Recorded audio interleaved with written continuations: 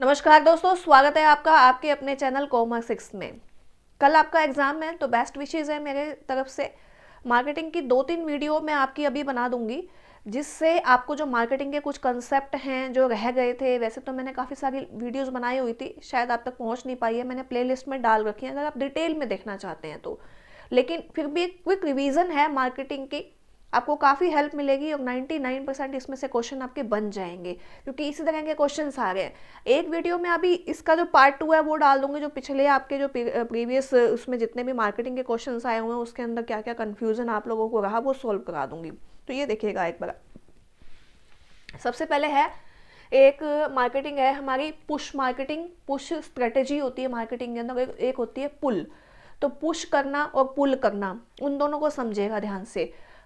पुल करने का मतलब क्या होता है?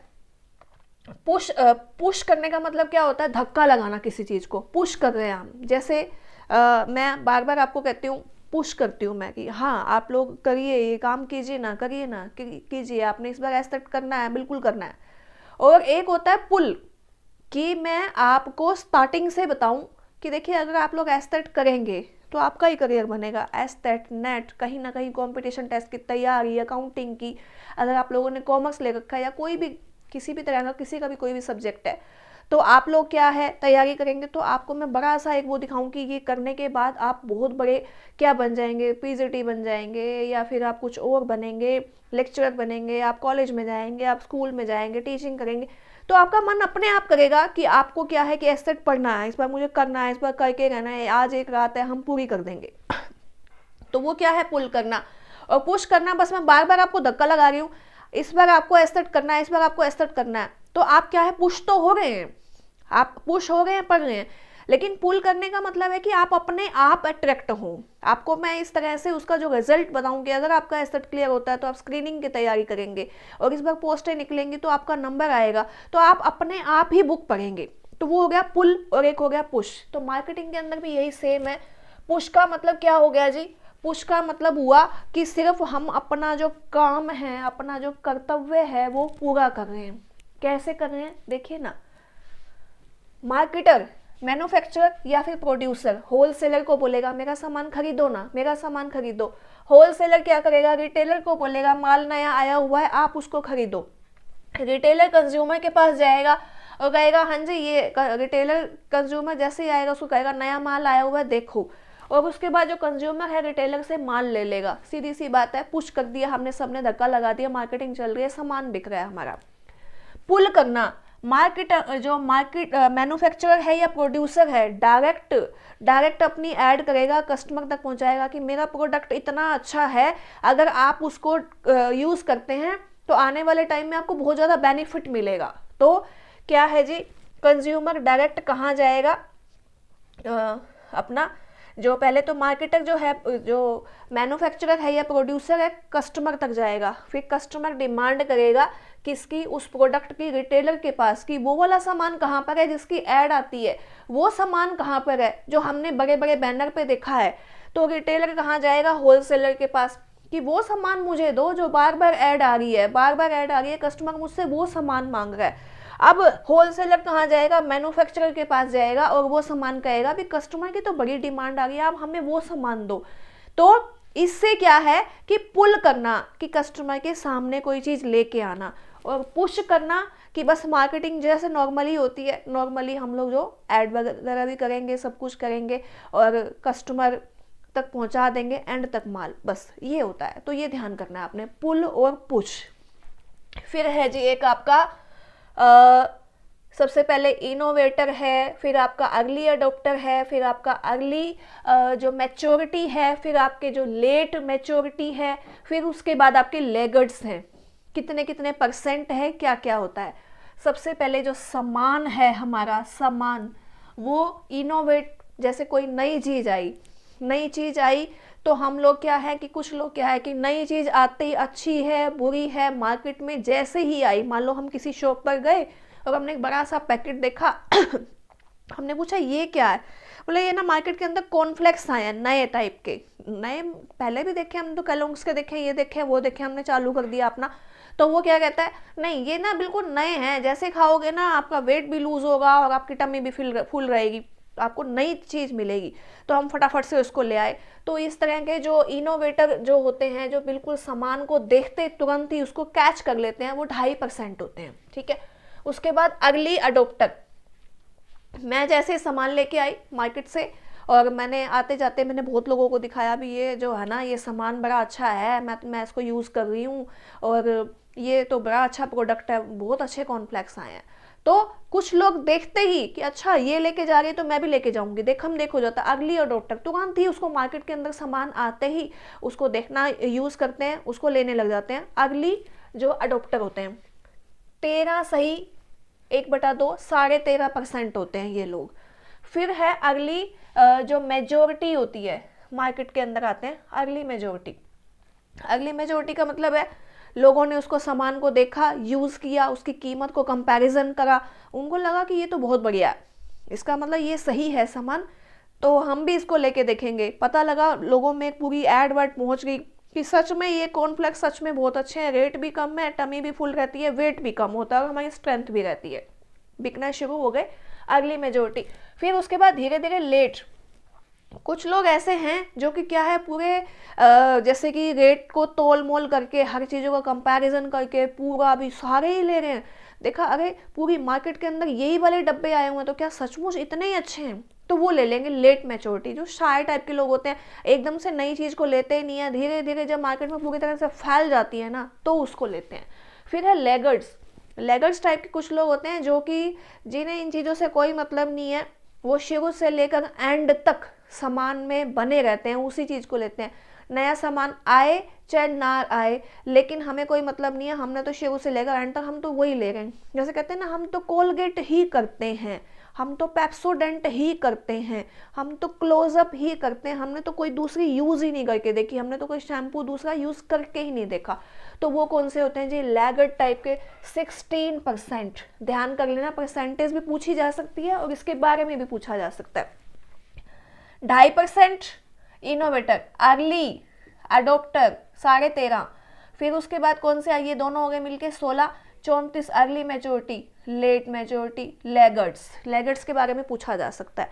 फिर उसके बाद एक ये चार्ट है, ये मैं आपको बताऊंगी, और इस चार्ट में से क्वेश्चन आया हुआ है, घूम फिर के क्वेश्चन इसी में से आ जाता है, तो ध्यान से देखिएगा आप। प्रोडक्ट साइकिल के अंदर भी आ जाता है और वैसे भी।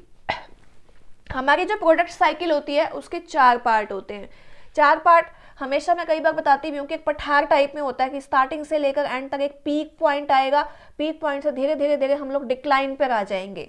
तो ये सेम होता तो ऐसा ही है। तो देखिएगा, सबसे पहले है इंट्रोडक्शन, फिर है हमारी ग्रोथ, फिर है मैच्योरिटी एंड डिक्लाइन। पिछली बार इसमें से क्वेश्चन आया हुआ था और कई बार क्वेश्चन आया हुआ है, कई बार कुछ भी इस तरह से कुछ पॉइंट्स हैं उसमें से कुछ पूछ लेता है, तो मैंने हर एक तरह के पॉइंट बना के आपको कोशिश करिए कि वो समझाने की, कि आपको दिक्कत ना हो। देखिएगा ध्यान से।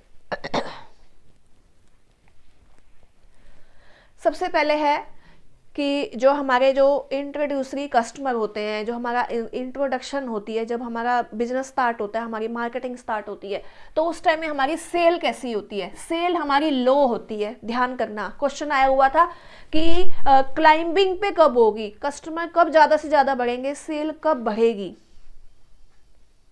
तो जब सेल बढ़ेगी तो ये क्या है जी? आपका राइजिंग सेल बढ़ेगी ग्रोथ एरिया के अंदर। फिर है मैच्योरिटी के टाइम में क्या रहेगा? पीक टाइम होगा, उस टाइम में बिल्कुल पीक पे चल रही होगी, अब इसके बाद नीचे ही आएगी। जैसे मैंने अभी बताया था ना आपको, ये पीक टाइम है, फिर नीचे ही आएगी ये। फिर कुछ टाइम के बाद डिक्लाइन हो जाएगा। ये प्रोडक्ट साइकिल है। ये भी पूछा जा सकता है कि पहली स्टेज कौन सी है, दूसरी कौन सी है, तीसरी कौन सी है, चौथी कौन सी है। तो इंट्रो, ग्रोथ, मैच्योरिटी और डिक्लाइन। सेल कैसे रहेगी? लो, राइजिंग, पीक और डिक्लाइन। फिर देखिएगा कॉस्ट क्या रहती है प्रोडक्ट की। स्टार्टिंग के अंदर जो कॉस्ट है वो हाई रहेगी, फिर धीरे धीरे एवरेज में आ जाएंगे। फिर जब हमारी मैच्योरिटी यानी कि पीक टाइम होगा, लोग सामान बहुत खरीद रहे हैं, हमें ऐड करने की जरूरत नहीं है, हमें ज़्यादा कॉस्टिंग करने की जरूरत नहीं है, लो कॉस्ट हो जाएगी। डिक्लाइन के टाइम में हम ज़्यादा कॉस्टिंग करेंगे ही नहीं, क्योंकि हमें पता है हमारा प्रोडक्ट अब इतना बिक ही नहीं रहा, तो हम एड वर्ड पे ज़्यादा ध्यान नहीं देंगे, मार्केटिंग पे इतना ध्यान नहीं देंगे, तो क्या है? लो हो जाएगी। फिर है प्रॉफिट जब इंट्रोड्यूसरी है तो पॉजिटिव ही रहेगा। ग्रोथ में राइजिंग होगा, ये ध्यान करना, या तो सेल पूछ सकता है, प्रॉफिट भी पूछ सकता है, राइजिंग। और मैच्योरिटी में हाई होगा। राइजिंग बढ़ रहा है लेकिन ये हाई है, फिर नीचे आ गया, ये आपका राइजिंग है, ये ध्यान करना, चढ़ाई हो रही है, फिर ये पीक टाइम है, यहाँ से आते हुए नीचे आ जाएगा। फिर है कस्टमर, कस्टमर कैसा होगा, इनोवेटर होंगे सबसे पहले जो मैंने आपको बताया था। फिर क्या है, अर्ली एडोप्टर होंगे। फिर क्या है, मिडल मैच्योरिटी, यानी कि लेट भी होंगे मैच्योरिटी, और ये दोनों पॉइंट आ जाएंगे इसके अंदर।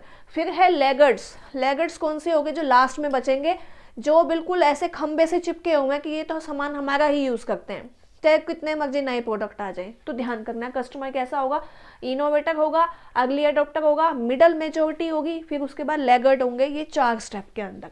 फिर आपका प्राइस कैसा होगा, इसके अंदर कॉस्ट प्लस रखेंगे हम स्टार्टिंग के अंदर। फिर इसके अंदर हम लोग जो है कि ग्रोथ हमारा टाइम चल रहा है, उस टाइम में हम उस चीज़ का फ़ायदा उठाएंगे, तो हम जो है कॉस्ट प्लस हमारे जो कॉस्टिंग है उसको और ज़्यादा बढ़ा देंगे प्राइस को। फिर है बेस्ट लेंगे हम इस टाइम में, सबसे अच्छा प्राइस जिसके अंदर हमें बहुत ज़्यादा बेनिफिट मिल रहा है। इसमें कट प्राइस, जो प्राइस है कट प्राइस होगा, अब हमें कोई ज़्यादा प्राइस कोई देने वाला नहीं है, जो जिस रेट में मिल रहा है बस वही है, ठीक है, ध्यान करना है। सेलिंग प्राइस कैसा होगा, हैवी होगा, इसमें ग्रोथ के टाइम में हम बेनिफिट उठाएंगे, टेक बेनिफिट। इसके अंदर स्विचिंग, हम स्विच कर जाएंगे, मैच्योरिटी है, पीक टाइम में हम हो सकता है उसको चेंज भी कर दें, और इसमें रिड्यूस, हम इसको रिड्यूस कर देंगे, ठीक है। तो ये हमारे कुछ पॉइंट्स हैं जिससे आपको जो प्रोडक्ट जो है, साइकिल जो है प्रोडक्ट की लाइफ टाइम है, उसके बारे में मैंने कुछ बताने की कोशिश करी है। क्वेश्चन इसमें से ही घुमा फिरा के आते हैं। फिर आ गया आपका 4P। 4P में ये पूछ लिया जाएगा कि जैसे इन चारों में से एक वर्ड जो है आपका मिसिंग होगा, और ये पूछ लिया जाएगा कि ये कौन सा है, और इसके अलावा कोई और वर्ड बता दिया जाएगा और आपसे पूछेगा कि कौन सा नहीं है या कौन सा है, तो वो देख लीजिएगा।